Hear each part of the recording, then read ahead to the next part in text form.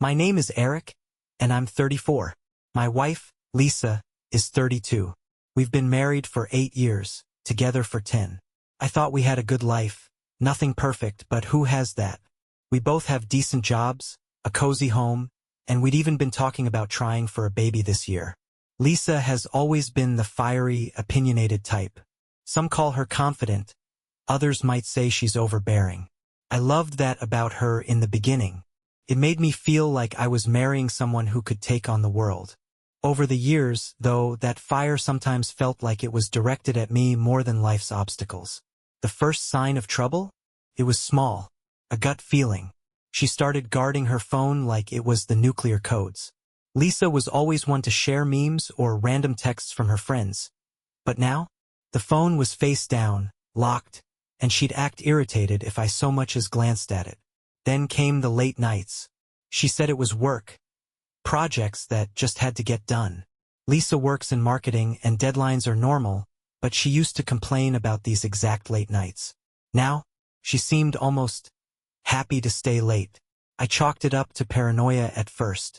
I told myself I was being dramatic, insecure, maybe even ungrateful.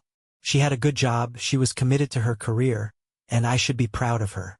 But you can't ignore that little voice in your head forever, can you? It all came crashing down on a random Tuesday night. Funny how life's biggest upheavals rarely announce themselves. Lisa had gone to work late again, leaving me home to fend for myself. I was scrolling on my laptop, bored out of my mind, when a notification from our shared cloud storage popped up. It was a photo Lisa had uploaded. Nothing scandalous at first glance, just her sitting at what looked like a restaurant table. But the devil's in the details, isn't it? She wasn't wearing her work badge, and the dress she had on was definitely not office attire. Curiosity got the better of me. I clicked through the shared folder and found more photos.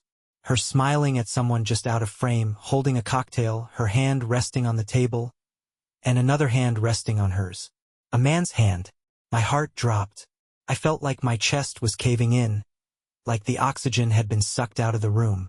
My hands shook as I scrolled through the photos, each one more damning than the last. There was even a video.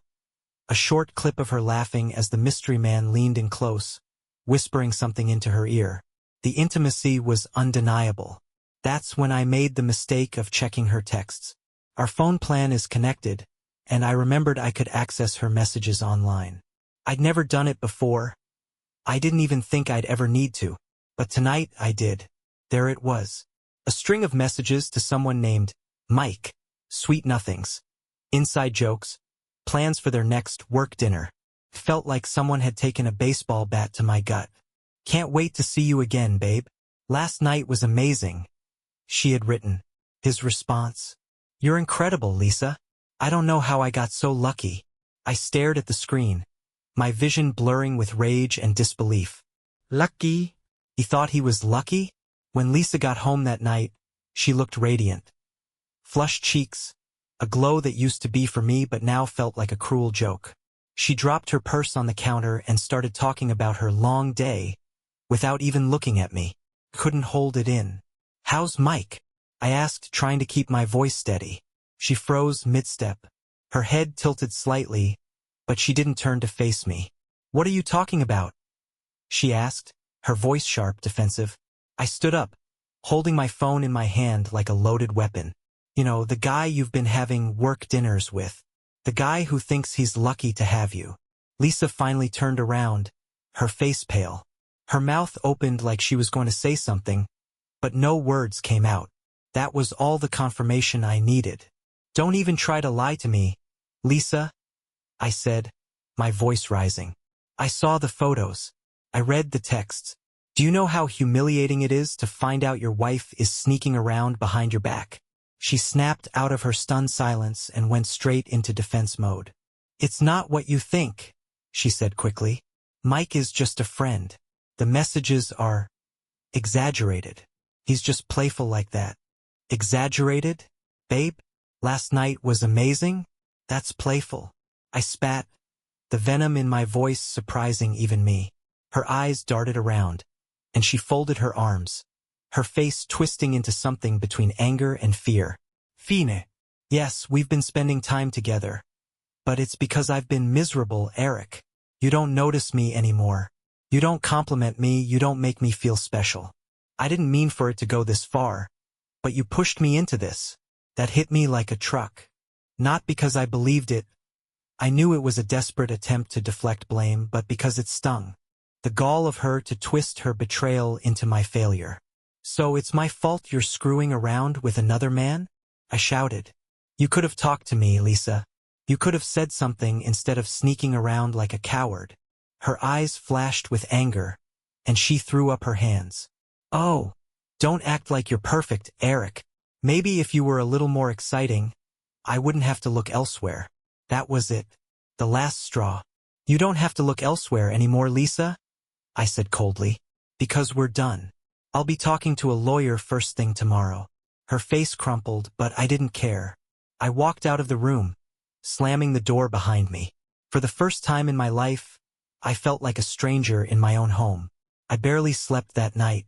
I sat in the living room, staring at the walls, the silence around me almost deafening. My mind was a storm of anger, sadness, and disbelief. How had we ended up here? Lisa, the woman I once thought I'd grow old with, had turned into someone I barely recognized. The worst part was the replaying over and over again of every moment I'd missed, every sign I'd ignored.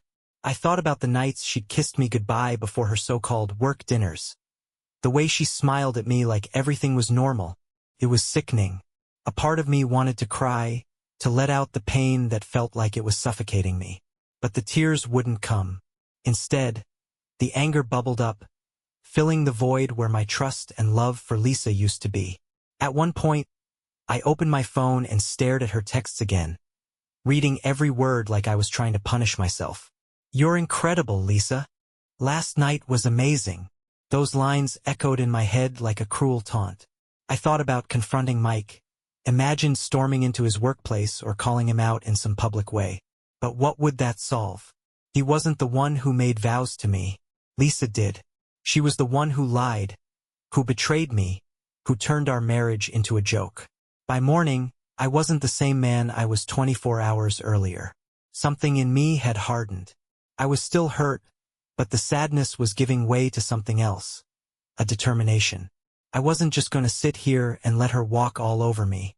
When Lisa finally came out of the bedroom, her face was drawn, her hair disheveled. She looked like she'd spent the night crying, but I couldn't find it in me to feel sorry for her.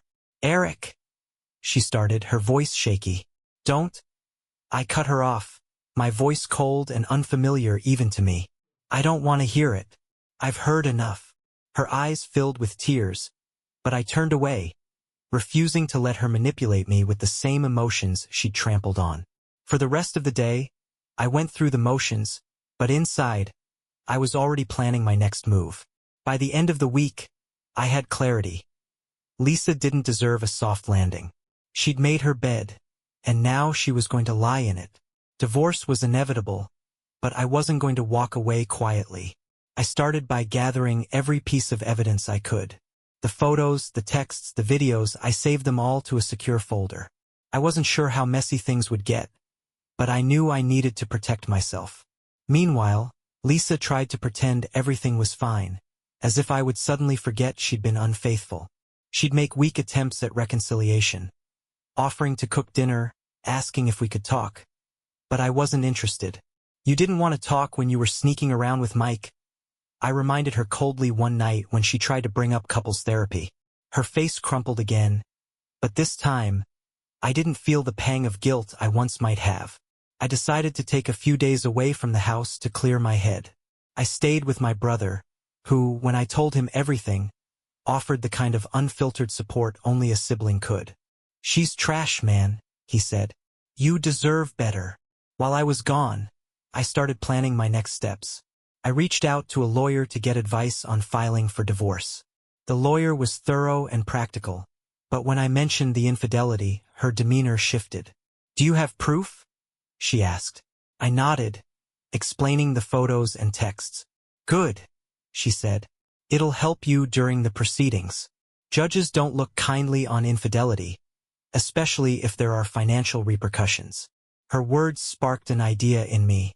Lisa had always been meticulous about her reputation. She cared deeply about how others saw her. Friends, co-workers, even strangers on social media. The thought of that image crumbling made me smile for the first time in days. I wasn't just going to end this marriage. I was going to make sure the truth came out. When I came back home, Lisa greeted me with forced cheeriness, but I could see the cracks. She was on edge, probably wondering what I'd been doing while I was gone. Her paranoia was justified. I had been busy. The first step of my plan? Let her dig her own grave. I acted distant but civil, pretending I was still processing things. Meanwhile, I planted subtle questions, baiting her into admitting things she hadn't before. "Were you ever going to tell me about Mike?" I asked over dinner one night. Her fork paused mid-air, her face freezing. "Eric, I already told you. Mike and I are just friends. It wasn't serious." "Wasn't?" I raised an eyebrow, pretending to catch the slip. "So it was something, then?" Her face flushed and she stammered. "I mean, it was a mistake, okay? I wasn't thinking straight." "Gotcha." While Lisa squirmed through her half-truths, I was setting up the next phase. I reached out to a mutual friend of ours, Kara, who worked with Lisa. Kara and I had always been friendly, and I knew she had a soft spot for drama. Over drinks, I let it slip that Lisa had been unfaithful, casually mentioning Mike's name.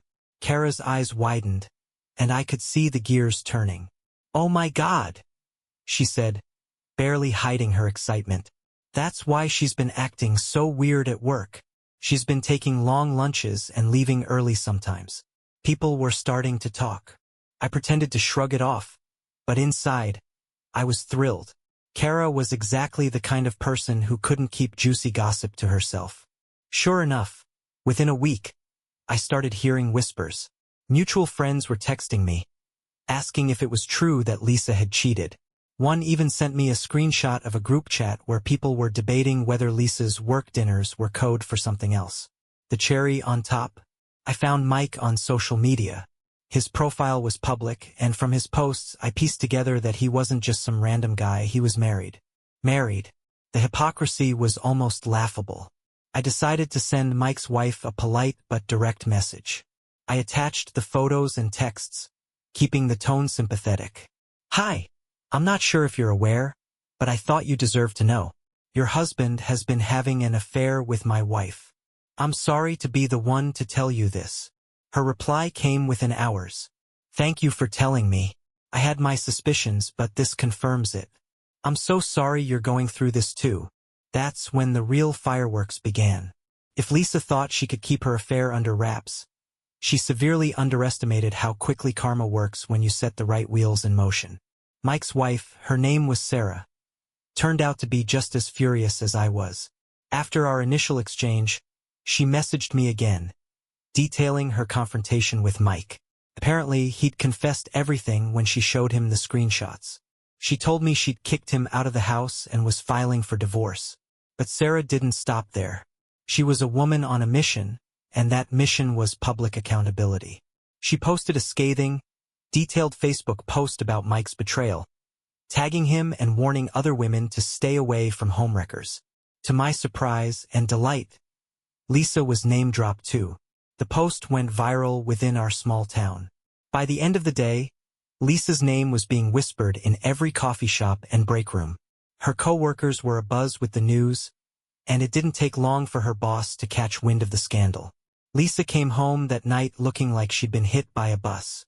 She threw her purse on the counter and glared at me, her face twisted with rage. "Did you message Mike's wife?" she demanded, her voice trembling. "I did," I replied coolly, not bothering to look up from the book I was pretending to read. Her jaw dropped. "How could you? Do you know what you've done? She's plastered my name all over Facebook. Everyone at work knows." I closed the book and looked at her, feigning innocence. "What I've done? You're the one who cheated, Lisa. You and Mike did this to yourselves." Lisa's face turned bright red. She opened her mouth to argue, but no words came out. Instead, she stormed off to the bedroom, slamming the door so hard it rattled the walls. The fallout wasn't limited to her professional life. Our friends were taking sides and, unsurprisingly, most of them sided with me. Lisa was furious, accusing me of turning people against her, but I didn't need to do much. People tend to lose sympathy for someone caught lying and cheating. The next day, I got a call from Kara. She was practically breathless with excitement. "Eric, you're not going to believe this," she said. "Lisa's been put on probation at work.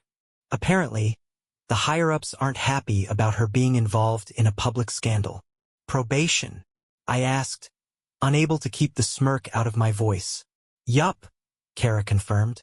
"And between you and me, some of the team are already making bets on how long she'll last before they let her go." It was like watching a slow-motion train wreck, and for once, I wasn't the one tied to the tracks. The cracks in Lisa's facade turned into full-blown fractures after her probation at work. She was unraveling, and for the first time since this nightmare began, I wasn't the one scrambling to keep it together. It started with the apologies, endless, hollow, desperate apologies. "Eric, I made a mistake. Please, we can work through this. I love you," she'd plead, tears streaming down her face. But her version of working through this sounded suspiciously like her trying to avoid the consequences. "We can start fresh," she said one night, her voice trembling. "Move somewhere new. Leave all this behind." I laughed, a bitter sound that even surprised me. "You want to run away and pretend none of this happened? Lisa, you've turned our life into a dumpster fire, and now you're looking for a reset button. That's not how this works." Her desperation hit new lows when she tried to weaponize guilt. "You're not perfect either, Eric," she snapped one evening after I shut down yet another one of her attempts at reconciliation. "You've been distant for years. You think I wanted to cheat? I felt invisible." "You felt invisible?" I shot back, my voice rising. "What about how you made me feel? Like a fool? Like a disposable piece of furniture while you were off playing house with Mike?" She stormed off, slamming the door again. It was becoming her signature move. Then came the bargaining. She started suggesting wild, improbable fixes. "What if we went to counseling? What if I quit my job, so you don't have to see my coworkers anymore? What if I block Mike on everything and we write new vows?" Each suggestion was more ridiculous than the last, and I realized she was just grasping at straws. She didn't want to fix us.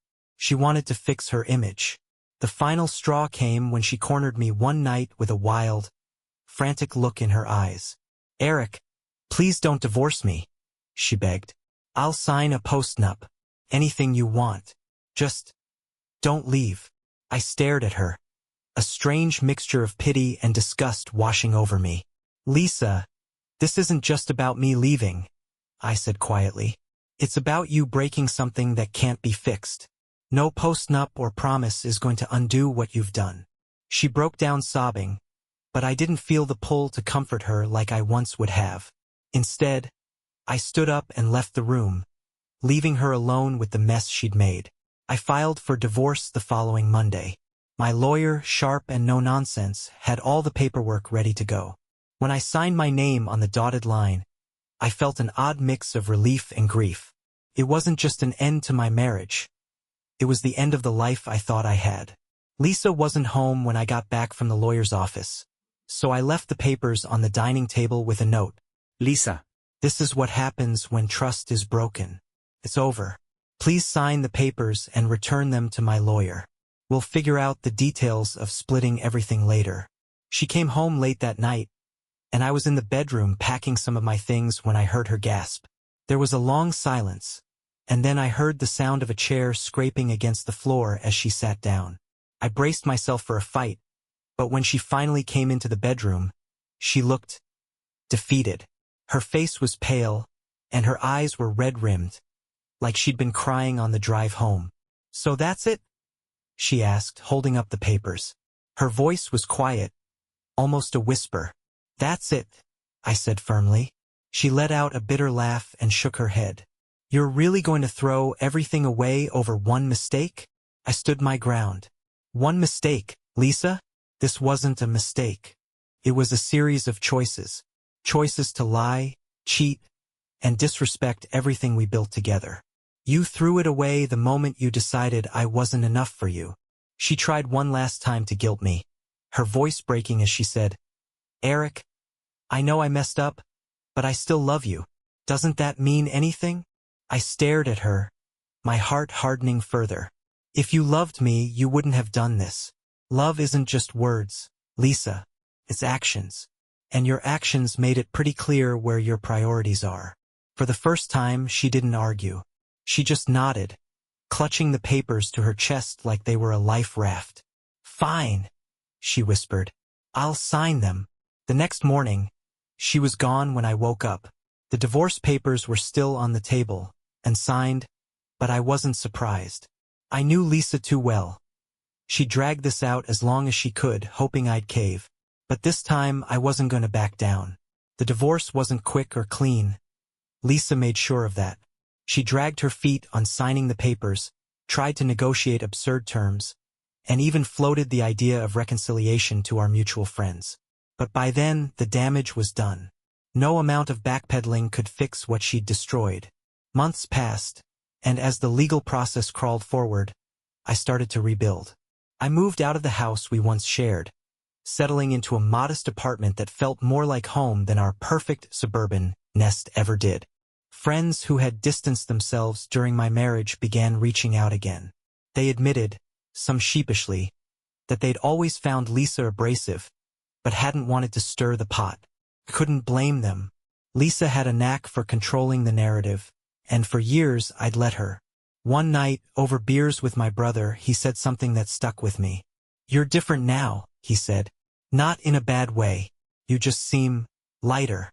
Like you finally stopped carrying a weight you didn't even know was there. He was right. As painful as the betrayal had been, it was also liberating. For the first time in years, I was living for myself, not trying to meet someone else's impossible standards. The divorce was finalized 6 months after I filed. Lisa tried one last time to apologize in court, but her words rang hollow. I thanked her for signing the papers and walked away without looking back. It wasn't easy to heal, but I did. I started therapy, picked up hobbies I'd let go of during the marriage, and even adopted a dog, a scrappy little mutt named Tucker who quickly became my constant companion. As for Lisa, the last I heard, she lost her job a few months after the divorce. Her reputation in our town was shot, and she moved to another city for a fresh start. Mike's wife, Sarah, went through with her own divorce, and the two of us exchanged a few messages afterward, offering each other closure and support. Looking back, I realized Lisa's betrayal was a wake-up call. It forced me to reevaluate what I want in a partner and, more importantly, in myself. I don't wish her ill, but I don't miss her either. If I could give advice to anyone in a similar situation, it's this: trust your instincts. If something feels off, it probably is. And when someone shows you who they really are, believe them the first time.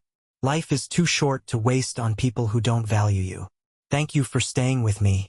This crazy journey is finally over and I'm ready for what's next. Subscribe to the channel so you don't miss any more interesting stories.